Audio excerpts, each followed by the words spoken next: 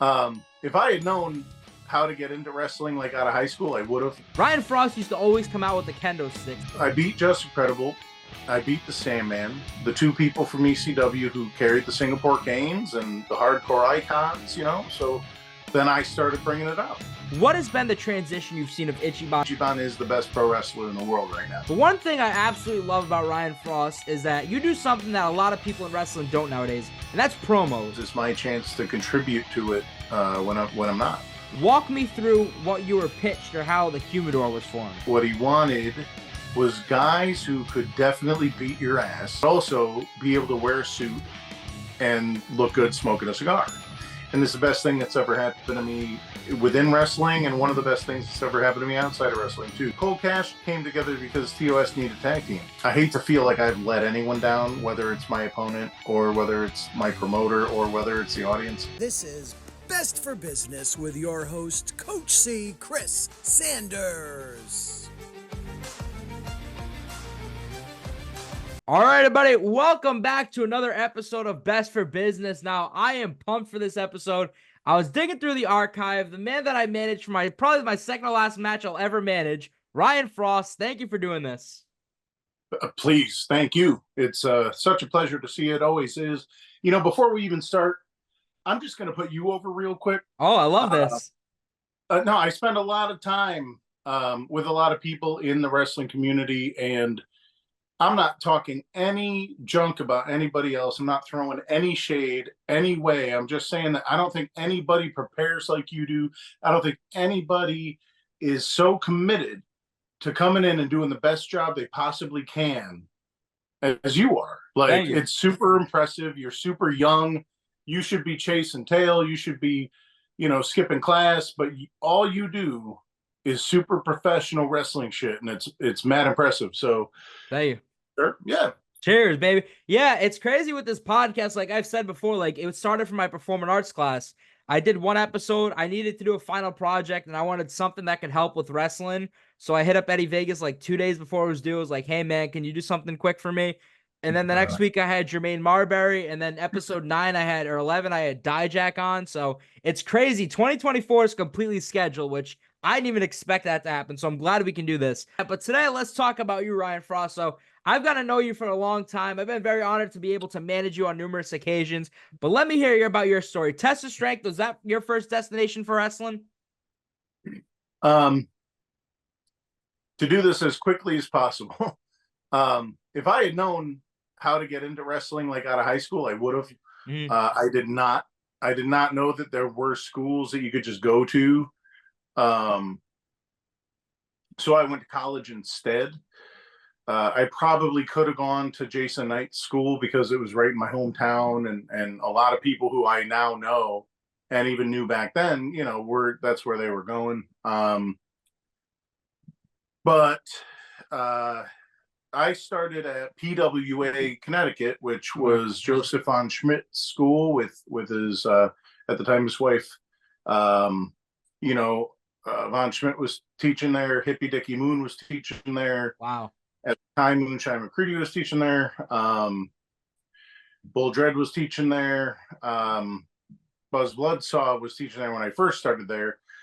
There's a whole lot of different moving elements with PWA that, no longer really interact with each other. But I could say that that's where I started. That is where I took my first seminar.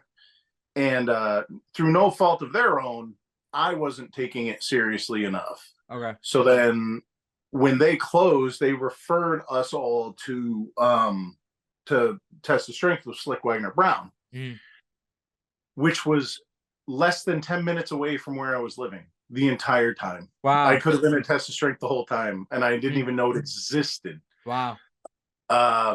But now they're in East Hartford, and once I got to Test of Strength, it wasn't anything about PWA. It was just the fact that I knew that I had a limited time to try and do this because I started late.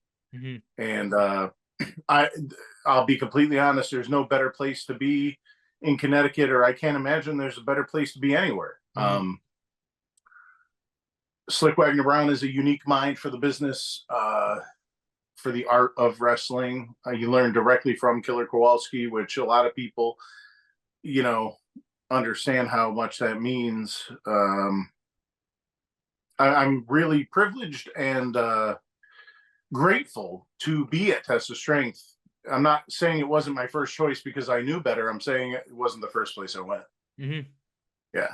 So let me ask you, because I'm actually curious, because I feel like a lot of people, like straight out of high school, like when they want wrestling, they go for it. For somebody that like has gone through college and all that, were you happy that you made that decision? Because I feel like some people nowadays, especially in wrestling, like wish they went back and did school. So are you happy you finally did it? My answer, Mhm. especially for like like wrestling fans or like people that I talk to who are like, "Oh, why'd you start this so late? You're Mhm. insane." I genuinely believe if I had known how to get into it right out of high school, I would have. Okay. And I think that you look at the way a lot of these guys are now, even as long as they're still with us, like it's Mhm. real tough. This sport, this activity, this line of work takes a lot out of you. Mhm. Um, and I'll be completely frank, like I look at these guys with like the drug issues and the drinking issues, and I know that straight out of high school, getting into wrestling, I probably would have been on your list of casualties. Mhm. I do regret that when there was ECW and when like the Attitude Era happened, when all that was going on, I do regret that I didn't even have an opportunity to take part because there's no way to say for sure whether I would or wouldn't, but I could have. It's Yeah. possible that I would have. Yeah.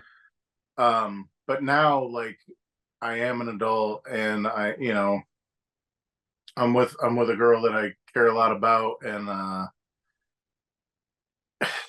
yeah, like the Yeah. way it went is totally cool. Yeah. I'm perfectly happy with the way it went. But So for Ryan Frost, I was going through YouTube when I was waiting. I was looking at a bunch of your matches. You don't really stick to one different style of wrestling. So do you have like a favorite style of wrestling? I like that you said that. That's very complimentary in my opinion. I do try to fit into the groove of what my opponent's doing, Mhm. Yeah. because we're here to create interest and to entertain a crowd. Mhm. No matter how angry we are, no matter how violent the feud is, no matter what the motivation is, we are here to entertain. So I do try to do that. Um, styles of wrestling, and this is not my quote. This is a great quote from great men before me, but styles of wrestling are like flavors of ice cream. I don't eat chubby hubby because I don't like bananas. Mhm. I don't love deathmatch wrestling, and I respect and appreciate the people who put their bodies through that, but that's not what I'm going to do. You know what I Right. mean? Um, this coming Friday, I was supposed to be in a triple threat match with Dustin Waller Flash from PAPW, who Mhm. is one half of the forever IWTV Oh Tag yeah. Champ, and Red Sawyer, who is a complete nutcase, Mhm. an absolute psychopath who will tear you down and destroy you any which way.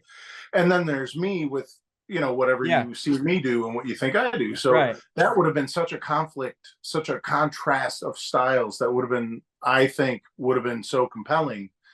And I was really excited for it, but I broke my thumb. Yeah. Wow. So Yeah. I don't have a favorite style of wrestling. Mhm. I know that I like to make sure that what I'm doing is entertaining the crowd and getting me forward in my career because I want to take what belongs to me. I want to get the spots that I deserve, and I want to make sure that everyone's satisfied at the end. The promoter, the fans, everybody. So when you were talking about earlier hardcore and ECW, one person that you've gotten to know over the past, I don't know how long the relationship's been going, is just incredible. So like, what was your first interaction with him, and how's that relationship been? Well, thank you for asking that. Also, PJ, just incredible. PJ Mhm. Polacco is one of the most sincere, genuine, good-hearted human beings you can meet Mhm. in the entire world. Like I consider him a personal friend after we did have a very legitimate beef at Battlefront Pro Wrestling a number of years ago. But after we quelled that, it's just, I've come down to realize that, like, he's just a really good person with a lot of really bad problems. And like I was saying a second ago, like that could have been me. If I came right out of high school, got right on the road, had access to everything, like, who knows what would have happened to me. I just know that Credible is doing his very best. And for all the times that somebody wants to go online and say, oh, this guy no-showed an event, I don't see anybody dragging the promoters who short him on pay. I don't see anybody dragging the promoters who cancel his appearance the day before with no pay. You know what I mean? I don't see a lot of people calling out the people who short him and give him a problem. You know what I mean? Yeah. So let's make it fair, and let's call everyone out if you're going to call anyone out, right? Yeah. He's a good person, and I know that for a fact. So was your interaction with Battlefront your first time meeting him? No. We're from the same town. Oh, wow. Connecticut. Yeah. So when I was younger, when I was in high school, and ECW was like the thing. I actually, even at that time, did not know that Justin Credible and Aldo Montoya were the same person. Wow. I just knew that this is the guy from ECW. This is the guy who's having these bangers with Jerry Lynn and Mikey Whipwreck, great Sasuke. This guy's been having incredible matches all over the place, and holy shit, he lives in my town, and I see him at the mall. I see him at CVS, Wow. And I would always say hi to him. And then after he was done wrestling full time and he was working in restaurants, I also work in restaurants, so we would cross paths that way as well. Nice. So one of the things that sticks out to you, I don't know if you still do it, but I always used to remember Ryan Fraust used to always come out with the Kendo Stick. So where did that start? Well, at Battlefront, I had the feud with Justin Credible. It was over the fact that my friend Scott and his band, Crossing Rubicon at the time, with members of All That Remains, a good, a good band, like a good hard rock heavy metal band that was really doing some things. They were coming to Battlefront to make a music video, and they wanted Justin Credible to star in it. And I took exception because it was my friend in the band. Like, why don't you put me in your music video? And he said, okay, you could be in the video if you want to fight Justin Credible. So I said, okay, well, I'll fight Justin Credible. And then I beat them all up because I felt a certain way, and I wanted to make my my impact player. Yeah.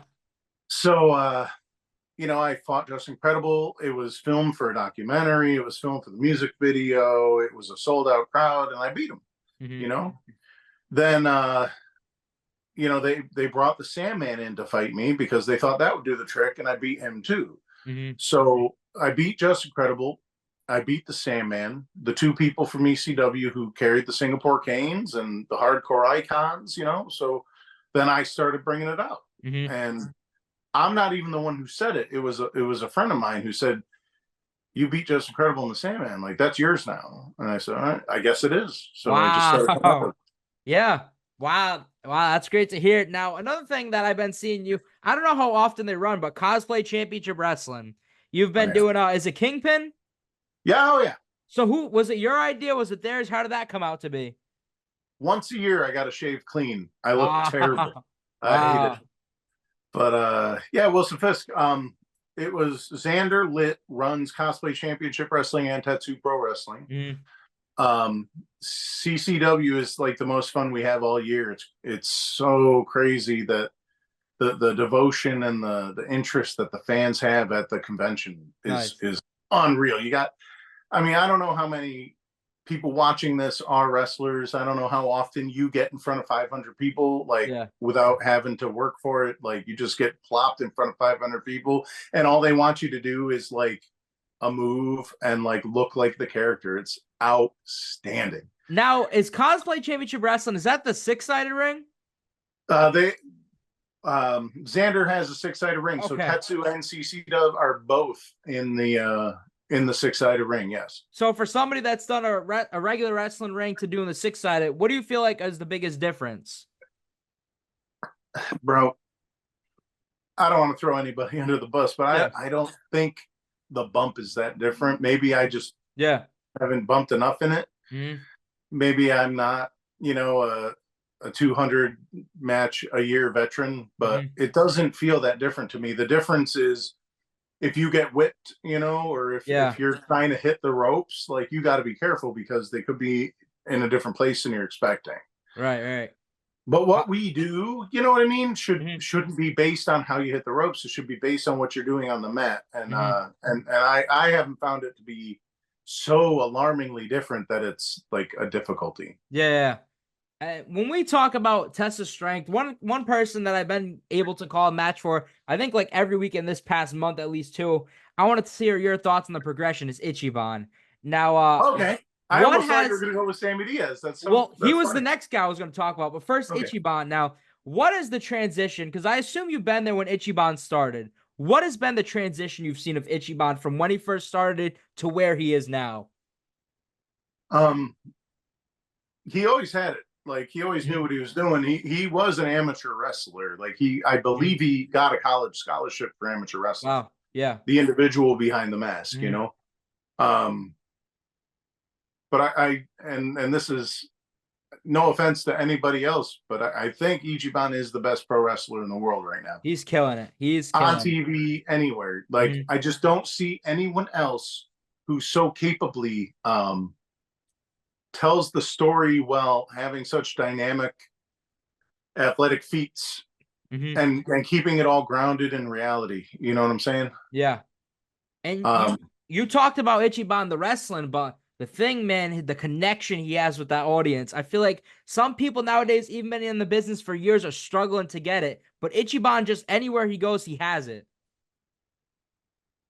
It's a lot of people, haters will say that it's the mask, and it's like, cool, go ahead. But I've seen a lot of shitty wrestlers in masks too. You know what I mean?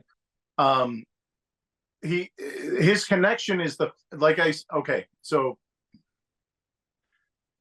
I said he does the best job of doing all the dynamic physical things grounded in reality. Right. Like if you can't relate to what you're seeing, you don't enjoy it as much. If you aren't entertained by a story, you don't enjoy it as much. Ichiban, what he does, no, I can't relate to doing a lot of the things he does physically because I'm big, I'm slow, I don't have the cardio he has. But he has so much heart and he fights so hard and you can see it in everything he does. Right. Yeah. And everybody wants to think that they do too. I want to think I do my best at my day job. I want to think I do my best at practice, when I lift weights, whatever I do. Everybody wants to think they do their best, right? Ichiban is always doing his best at all times. Absolutely. And then you mentioned the guy that beat Ichiban for the Skywalker Championship, Sammy Diaz.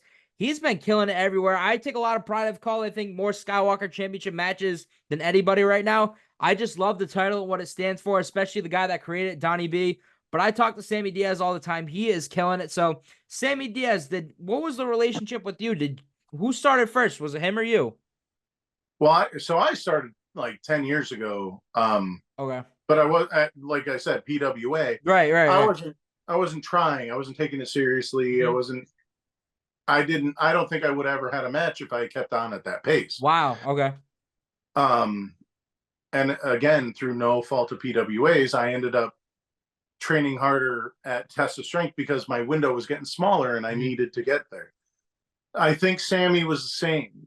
Sammy had a few really, really good matches, especially for a beginner. Yeah. At PWA in front of huge crowds. Right when he started. Had a banger with Hippie Dicky Moon.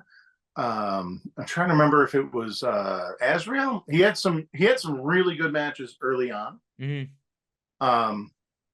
I mean, when this kid walked into class, he could do a shooting star press from the floor, like a standing shooting star in the ring. He could do it immediately.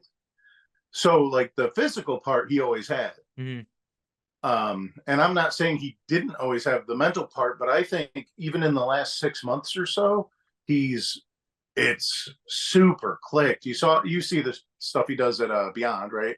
I do. I see it at Beyond, but I've been commentating a lot for Live Pro Wrestling for him. Okay, right. Yeah. Yeah. No, everywhere he goes. I don't mean to say one place shows it. Yeah. I just mean to say, for people who are watching this and might not otherwise see Test of Strength, they might not see Legacy is Timeless. They might not see a lot of the other shows we do. Mm-hmm. Wrestling Open is on IWTV. You can see that all the time. Oh yeah. He's killing it. He's doing a great job. He just had bangers with Brad Hollister at both PvP and Open. He's killing it.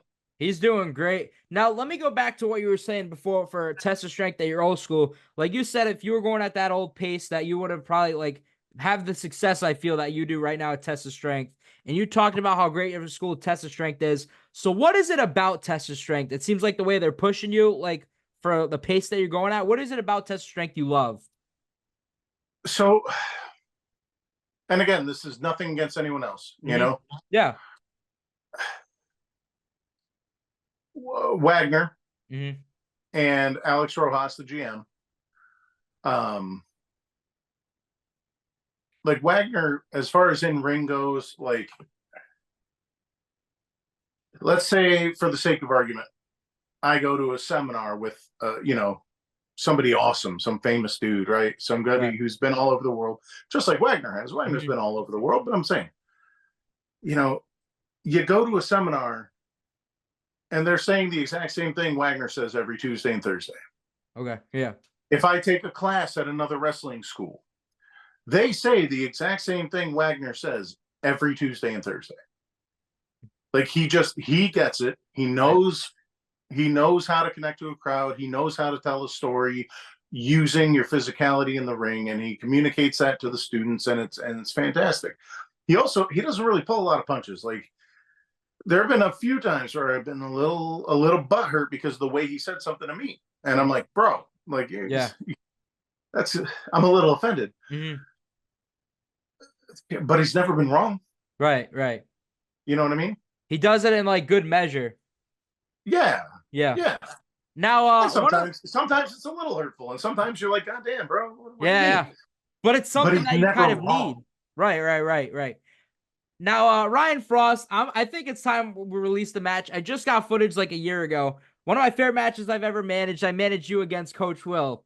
And I think one of the things that you even said after the match you loved was you got to quote Shakespeare in that match. Now, walk me through your background in acting and theater. Was that like a true passion you had growing up? Oh, thanks, buddy. So no, if I had known how to get into professional wrestling out of high school, I would have. Mm-hmm. Regardless of how that would have ended up, I would have. But I didn't know how, and my family was very supportive of going to college, mm-hmm. And I had friends in a theater department that I really enjoyed and respected at Western Connecticut State University. Mm.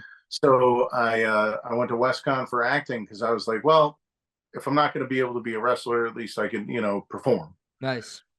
So I ended up at WestCon for theater. And through that, I eventually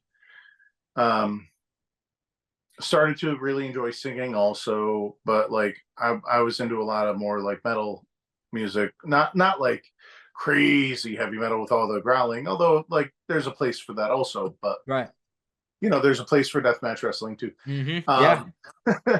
I was more into like the Iron Maiden, like Judas Priest, kind of like clean singing bands, and that fit well in with the theater, so I got to like do all that at the same time before I realized how to just go about wrestling. Nice. So you sent it to me, which I thought was absolutely genius, and I think that inspired me to do it. You do have a custom theme song now, right? Yes, I do. So I feel like I had the guy that I had my theme song on a while ago on the podcast, Blake. I talk about it in wrestling. I feel like now we're going to see more of it. But at the time, I feel like you don't see many custom theme songs. So for you, what was it to take that initiative and eventually get that song? So I worry about YouTube because, if you're using trademark music, like you can get flagged and your videos will get taken down without you even knowing. Mm-hmm. All of that. And even if there are really cool songs that I think fit what I bring to the table as a wrestler. Like Yeah. nothing is going to be better than something that was composed personally for me about me. Love that. And I think the song, I know it's not charting. I know that like I can't go to like Baltimore and everyone's going to know it. Right. But like the places where people know it, and then the chimes start. It's a glockenspiel actually. The glockenspiel starts. People like make noise before the song even kicks in. Wow. And I'm grateful. I'm blessed. I don't even understand how, but people start making noise, and it's like awesome. I'll do that all the time, and it works for a good guy and a bad guy. So if I'm going to go break some rules and hit people with weapons and do all the naughty things, then the music still works. So now, are you ever gonna add lyrics to it? I could. Oh, The person who composed and created it, his name is Adam Schmidt, and if Mhm. anybody wants his information, please reach out to me because he'll do it, at a very fair price for anybody. nice. He said, "Oh well, why don't you do some vocals? Why don't you write some vocals?" And at first, I was like, "Yeah, absolutely, immediately." But then I realized, like, my voice isn't in the shape that it should be because it's just like any other muscle. It's just like any other art form. If you don't practice, like, you're not what you should be. Like, I really would want to take a month or two to like work on my instrument to like do it justice. But also lyrically, like it would take some time to really come up with what would fit this fit me coming down to the ring in any situation. Like that would take some time, that would take some effort, Right. you know. So when I was doing my research on you, I think I've told you in this but one thing I absolutely love about Ryan Frost is that you do something that a lot of people in wrestling don't nowadays, and that's promos. So what is it about promos that you like doing? Because I feel like nowadays it's just hard on the independent scene to see people do promos, and you, for like almost every match you do on. I appreciate you saying that specifically because sometimes people bust my balls about not coming out with them early enough. Wow.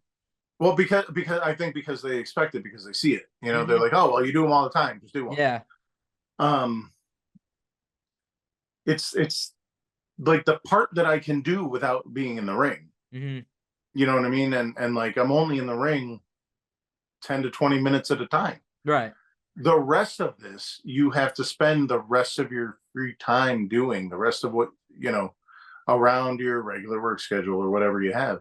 So like, yeah, if I was making a living doing this and I was financially independent based on wrestling alone, I would do promos 5 times a day. I would do it. I would literally do it the entire day. But as it is, I fit it around the regular schedule, and I wish I could do more in the ring. I wish I could wrestle every day. So what the promo is my chance to contribute to it when I'm not, and that's why like I'll do it all the time. Yeah.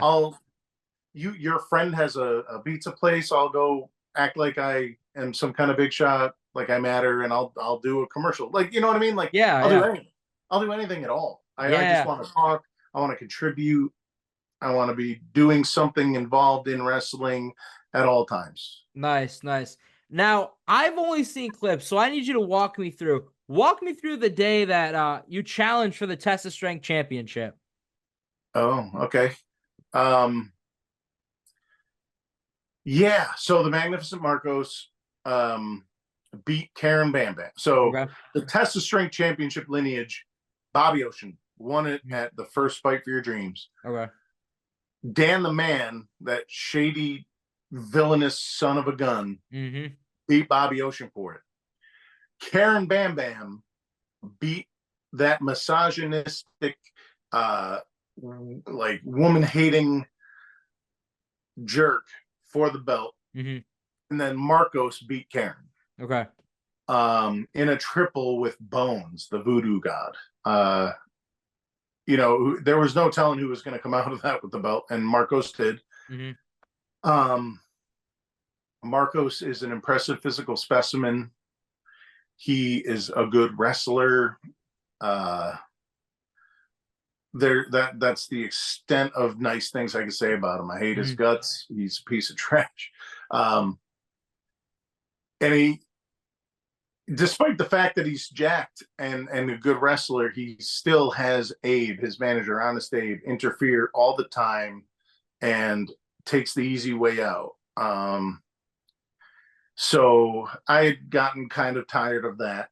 And I don't think I was ever going to get a Test of Strength championship match. I don't think that was on the mind of, the higher ups. But, Marcos just kept messing around, and, he messed around to find out. And I was with my friend Jimmy Mees at the time. And we prevented Marcos from cheating and said, hey, you want to keep on picking on these people, why don't you pick on somebody your own size? And he said, yeah, sure. And it ended up being a title match. And I don't think there could be any greater acknowledgement or recognition or endorsement or satisfactory reward for the time and effort and care and love that I've put into Test of Strength, other than getting a shot at the championship. So it literally meant the world to me. It was my entire world when it was happening. And I the ending was messed up, but I do think that it was, as much as I could put into anything, I think that was a great moment. Yeah. Now, was that your first shot ever at the Test Strength Championship? That was my only shot ever at the Test Strength Championship. Okay. Now, I know that's the world title, but let's talk Ryan Fraust. I'm sorry, Coach C. You're good. It was my first of 2 shots. Okay. I apologize. I got another shot later. So let me ask you. I've gotten to know you for a while now, and something I've known you for is tag team wrestling. Now, Cold Cash, the Humidor. There was a team you teamed with before. I forgot the guy's name. I think you wrestled at Fenway with him. Jake Diablo.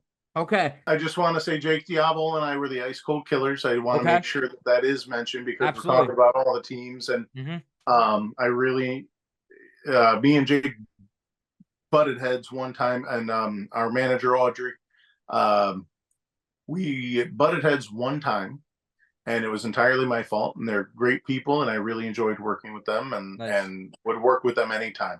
Nice. So what is it about tag team wrestling you love? The thing about tag team wrestling is that we work on that at Test of Strength. Like, that's part of like our normal routine at TOS is tag team wrestling. So like, I've learned that as far as entertaining the crowd, and as far as having a joint effort with everyone involved, and just like going full throttle, tag team wrestling is as great, if not greater, than just doing it for yourself. I really enjoy it. I would do it anywhere, with almost anyone, against literally anyone. I really like tag team wrestling. And the funny thing is, obviously everybody wants to see a tag team in matching gear and like cohesive, and that's the best way to be. But I will also say, you can tag me with anyone at any time. Nice. And we'll work it out, and we'll figure out what he's good at, or she, and what I'm good at, and we'll figure it out. And if you train enough on tag team wrestling, you can do that with anyone, anytime. And that just literally doubles your availability for bookings, for challenging, for championships. Like, I could tag with anyone. Cool. I need a tag team. I already have one guy. Like, I could do it. That's awesome. Yeah. I love the way you think about pro wrestling, because I feel like this is kind of the similar way. Like, going back to promos, like content on social media, especially with wrestling, is everything. Now, when we talk about thinking, I want to know I was familiar with you, but one thing that I don't know how it was formed, I'm curious in your eyes how it happened, Walk me through what you were pitched or how the Humidor was formed. The Humidor. Yeah, I legit just talked to Big Smoke. He can't wait for the interview. Oh, cool. You did an interview with him? No, I just texted him earlier today and told him I was going to Oh. have you on. Yeah. I mean, the way it was approached to me, I had already been going to NWWE, New World Wrestling Extreme. Wagner was their champion as I was like coming up. So like we would go support Wags or like, you know, hope to get booked and all that. I had gone any number of times. Trooper Gilmore, who runs NWWE, would say the same thing. Yeah. He said to me a few times, like, "Oh, I recognize you for coming in a lot." You know, Wow. I went any number of times, not guaranteed anything, just like trying to support the show and get on if I could. And eventually, he put me on. I had a really underwhelming, you know, nothing against my opponent, just like a very not good match. I've had a few of them, but this one was not great. And you know, Troop still said later on, like, I'm putting together this thing, and you know, we had Big Smoke, and what he wanted was guys who could definitely beat your ass. Tattoos are a plus, looking like super tough guys, but also be able to wear a suit and look good smoking a cigar. Wow. And that was what the Humidor was supposed to be.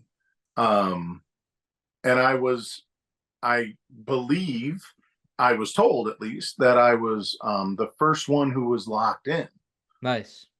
And I think because of, like we were just saying, it all fits in together. I think because I was a, how do you want to say, experienced, you know, I hate saying experienced, I hate saying vet, I hate all that shit. Yeah. Because you're a dad, you know what I mean? Yeah, because yeah. like people who've been in this for 30 years, like, who am I to them? But I had experience as a tag team wrestler. So like I was going to be a tag team guy.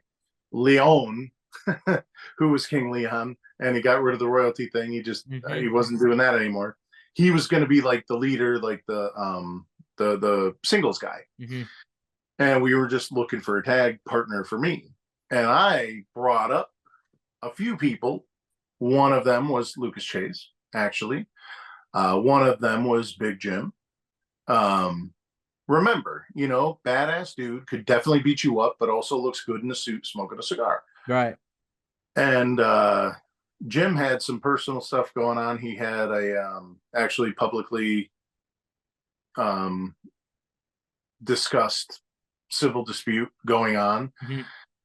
So, you know, I didn't know if there was going to be hesitation bringing him in or not, and there was. But at the end of the day, we decided that as good a human being as he was, and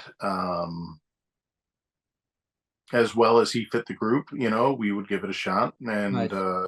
And he was brought in, and I tagged with Jym, and it's the best thing that's ever happened to me within wrestling, and one of the best things that's ever happened to me outside of wrestling too, because I got one of my best friends in the world who cared immensely about me and helping me improve myself both in and out of the ring. And you know, it just ended way too fast. So continuing to talk about the Humidor first, I'm curious, when you said that they had this idea pitched, or they knew that they were going to do badass guys that can smoke cigars, and I assume it was going to be based around Big Smoke, who I'm eventually going to have on the pod. What was your first introduction to Big Smoke? It was doing this, because I hadn't met him beforehand. I hadn't met him prior to any of this. I met him, I think, he did not. So I had one event where I knew this was going to happen, but it wasn't happening yet. So I couldn't say too much or like do too much. Right. I just said, you know, after this, things need to change and I need to figure something out, is like how I left it, you know, and I hadn't even met him yet then. You know, so the next event where we really debuted was when I met him, and he has been an extremely supportive and helpful individual during those times and since. Nice. I love the guy. I would do anything for him. Our time, even my time with him was too short, but it was definitely invaluable, in both a wrestling capacity and outside of wrestling. So you mentioned Big Jym, and that was like you said, I think like the best thing you've done in wrestling and one of the best things. What was it about the pairing of you and Big Jym that you felt clicked really good? He he just cared so much about me, Mm-hmm. and you know, he lives kind of close to me, and I didn't even know that when I pitched him. I pitched him because of the look, Right. and because he could beat the shit out of anybody. Mm-hmm. That's why I pitched him. When they put us in the tag is when we started going to the gym together and like hanging out all the time. Nice. Because I didn't know he lived like less than 10 minutes away from me. I had no idea. Yeah. Because originally when I first got to know him, like years and years prior, when he was in a relationship with somebody else and he was living further away, I didn't know all that was done with. So he was living with his stepmother, who he called mom. He was living with Doreen right here. Like, I mean, I say this because I live even closer to where he was now than I did then, but within 10 minutes. So we started going to the gym all the time. And it was funny because he'd always say, oh, your tiny baby shoulders, and I'm bigger than most people in real life. Yeah. I'm not bigger than every wrestler, but in real life, I'm bigger than most people. Mm-hmm. And he would still say, your tiny baby shoulders, we got to work on that. And, he had me in the gym 4 or 5 days a week. He had me making sure that I was doing everything I should do as far as, dietary, just being prepared. He had me at my best physically. Nice. Now, one of my favorite things I've ever got to do as Coach C is manage Cold Cash. Now, walk me through the pairing from Ryan Frost and TJ Howell. How did that come to be?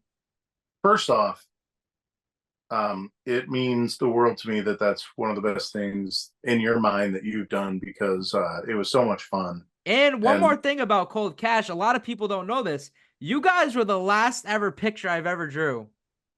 Whenever I used to draw the pictures, the last awesome. one ever. Shit. That's weighing on me that you say that. Thank you. Absolutely. So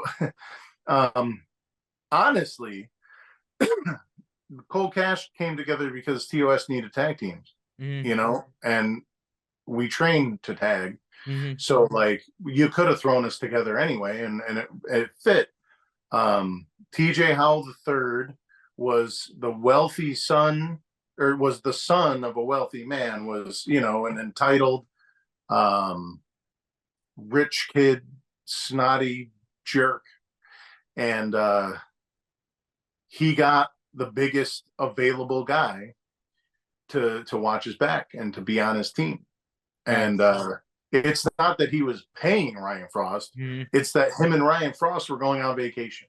It's that they were, driving around in a limo, and they were doing it together. Nobody was the leader. Nobody was the, because Ryan Frost also, like, at its core, I'm as big, as strong, as tough, and as mean as anybody, but also smarter. It's like all the physical tools, I can't claim them. They were given to me. Like, I happen to be 6'3". I happen to be, 250 plus. Like, that's nature. Like, I can't say I did that on purpose, but right. I can say that Ryan Frost is an extremely intelligent individual who's going to find a way at all times. So, like, it's not like Ryan Frost is hired muscle like some jabroni who's, just like, yeah, give me $100, I'll beat that guy up. But TJ Howell III also wasn't a slouch. He was very physically gifted, very, very conniving as well. We worked together well because there wasn't a leader. It was a group that was driven to prove ourselves and test strength, even if we had to use nefarious means at times. It was still, we had an opportunity because they needed a tag team. So we said, we'll be a tag team. And that gave us a lot of opportunity. Nice. Now, let's talk about it. I get paired with you guys. Now, I was trying to think about it. Was it me and you had the interaction of how I joined with you guys? I don't remember how it started. I think it's entirely possible that they were like, "Hey, do you want a manager?" And it was like, "Yeah, sure." Because Like, I who? remember you guys did RACW, you did something with Xander, I think. I We think did. you did a tag match, and then at one of their pay-per-views with him and Dan the Man. And then after that, I think I got to manage you guys as a tag team twice, and then you singles once. Yeah. The whole RICW thing, Xander was there, Mm-hmm. TJ was fighting him, and TJ and I had this tag team. So I just showed up because I was helping him. One of the funniest things that ever happened to me in wrestling, I was in the crowd and TJ fought Xander, and at the time I was a little more willing to bend the rules, and you know I was cheating, so I hopped the barricade and messed up Xander real quick. That's And right. some kid in the crowd goes, "Is that Goldberg?" And I was like, "Yo, definitely not," but like, kind of a compliment. Awesome. Yeah. So he needed some backup up there, so I ended up coming in with him. Nice. I don't know how he ended up there. I don't know who brought him into RACW. I don't know what led to that, but I just kind of came and followed suit. I want to say that there was a show going on. It might have been an NWWE, and him and Xander showed up, and I think they threw him in a match, and then a few weeks later, like it progressed. I think maybe. Yeah, and then somehow he ends up with Dan the Man as his backup. Yeah. Like the biggest villain of all time. Like why is he helping anyone? Yeah. And I mean, it was still fun because I like working with Dan the Man, but yeah, it was all good. It was cool. Yeah. It was fun, and I got to work with you. And like I said, I've really enjoyed working with you. You're Absolutely. very driven, insanely driven individual, especially for your age. It's just really impressive and makes me want to do better. I really admire that. So when we look at Ryan Fraust's career so far, what have been your biggest tests in wrestling?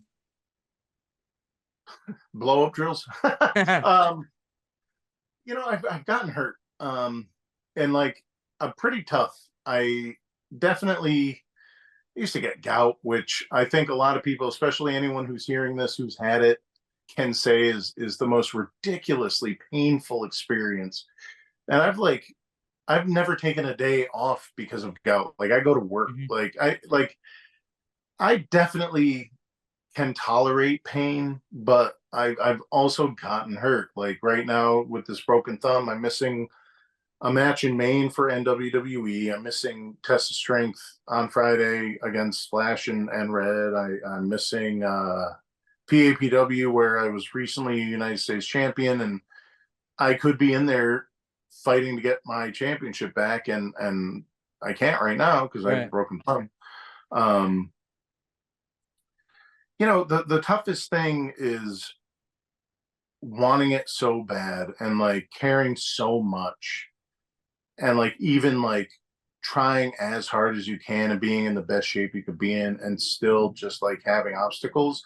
That's the tough part, I think, because you can't control everything, man. Right. And like, there are times where I could control things and I could be better and I wasn't. And there are also times where I was right on top of everything and things outside of my control did interfere.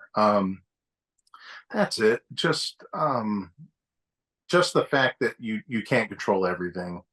But I think that's any art form. I think that's music. I think that's acting. I think, some things are just out of your control and you have to just roll with the punches.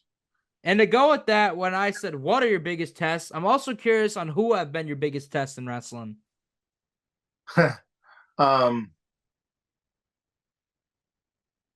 So for what it's worth, there have been times where I've not been entirely as well behaved as I should over the years. Last year I really took control and I went, several months without a drop of alcohol. And I had a main event against Troy Stevens to crown the Tetsu Pro Wrestling heavyweight champion, the first ever. I don't believe I was supposed to advance as far in the tournament as I did. Um, the way it ended up, me and Troy ended up in the finals. So here I am, you know, exploring new ground as far as like just behaving all the time and like doing everything right, going to the gym and everything. But also like, hey, why don't you do a 20, 25, 30-minute main event to crown our first ever champ, you know? Mhm.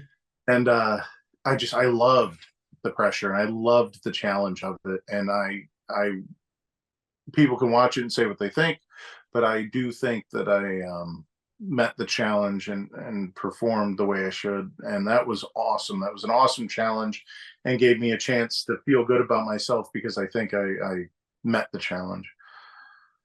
You know, there's been other times where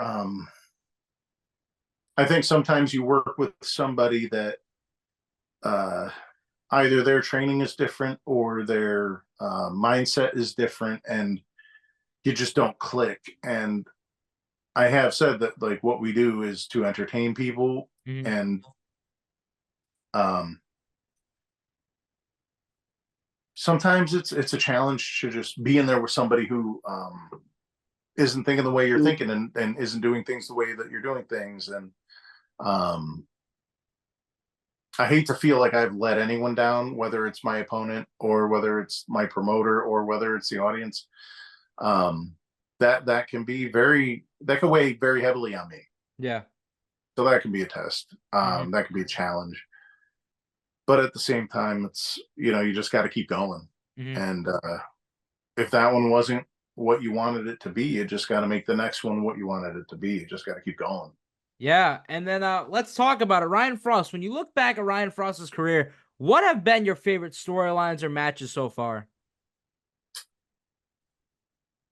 The whole deal with Just Incredible that we already talked about Mhm. was for somebody who at the age of like 16, 17 was watching pay-per-view and was watching Jerry Lynn versus Just Incredible to open up Heatwave 98, you know what I mean? Or um that was just so cool because he's so good. Mhm. I would say the fact that I got to wrestle Shane Douglas to me was incredibly cool because I'm such a huge fan of his. Mhm. Um, Working with Wagner, you know, I did challenge Wagner for the Test of Strength Championship one time. He had been a complete jerk and beat the tar out of me in front of my mother, my girlfriend, everybody who cares about me with a kendo stick. Mhm. Nobody expected it. I didn't expect it. I'm Yeah. standing in the ring celebrating with him, and he turns around and clotheslines me out of the blue. Wow. Like there's the word kayfabe. Like I Mhm. was standing in that ring with no idea. He literally clotheslined the shit out of me and beat me within an inch of my life with the Singapore cane, and I had no idea that was going to happen. Wow. And wrestling him with a really messed up shoulder because I was Mhm. at AXW. We had I was a Beastmaster with PPH, and we had just lost the tag team championships, Mhm. and I just completely screwed up my shoulder in that match, and I wasn't about to give up fighting Wagner for the belt. Mhm. I would have had to have been in a wheelchair. Like Yeah. I was not going to give that up. And you know, I didn't give my best, but it meant the world to me that we were in there together. What else? I just wrestled Bo Douglas 2 weeks ago. That's where I broke my thumb. Really? Oh wow. I love the man, and Yeah. I'm so glad that I got to do that. It wasn't what it should have been. I think that we could have done a little better under different circumstances. Not we. I want to say me. I could have done better under different circumstances, but I broke my thumb, Was it and early in the match you broke it? no, it was like halfway. Mhm. Um, you know, and I really, uh, I do wish that had gone a little differently, but like that was a really cool moment for me because that's like Nice. wrestling uncle. That's another individual who learned directly from Killer Kowalski. You know what I mean? Yeah. Somebody who is responsible for training some of the best wrestlers in the world. Mhm. Alec Price. is a Bo Douglas guy. Channing Thomas is a Bo Douglas guy. Like, the fact that I got to work a singles match with him is huge and meant the world to me. Wow. Now, one of the things I want to mention quick, you actually mentioned, I completely forgot about. We talk about tag team wrestling. What was it like being a Beastmaster with PPH? It was great. It's so much fun. Yeah. Oh my God. You don't have to worry about nothing. Just go in there and beat them up. Like, you know what I mean? I'm not trying to throw a beautiful arm drag as a Beastmaster. You know what I mean? I'm just beating the crap out of somebody, which is its own fun. It's its own art, you know? Because you still have to do it in an entertaining fashion. Right. Absolutely. And that's a lot of fun. So when we talk about Ryan Fraust and everything you've accomplished in wrestling, what is the future life for Ryan Fraust in professional wrestling? I mean, you're asking me while I'm sitting here on a weekend where I'm going to lose 2 matches because I'm hurt. You know what I mean? So it's like, who knows? But I know that I have taken this opportunity where I can't really lift and I can't really train to really focus on my diet. Nice. I'm going to try to get my body right and just, I mean, I'm 42 years old. I started when I was 36. I think it's fair to say that a big TV contract would not be likely at this point. You know, I'm just trying to do this for as long as I can. Network, make the connections. I want to make a living through the business of professional wrestling. So nice. If that means that I just keep plugging away in the ring long enough to like meet the right person or make the right connection or do the right thing, that you know, puts me in a position where I can pay my bills with this sport, that's what I'll do. Nice. Now, Ryan Fraust, I like to end every interview the same way. The day that it's time that Ryan Fraust is officially ready and hangs up the boots, what do you want your legacy to be remembered for in professional wrestling? I like to be known as someone who did everything he could to make his promotion, his opponent, and the people that he trained with look as good as possible. And I think I'm on that path. I think I'm doing everything I can.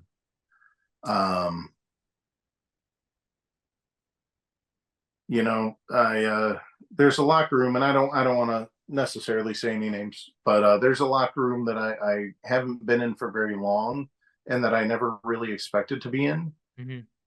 That you know, this guy is like, I need you on all the shows. You're really good for the locker room. You know, everybody really enjoys having you around, and it's like,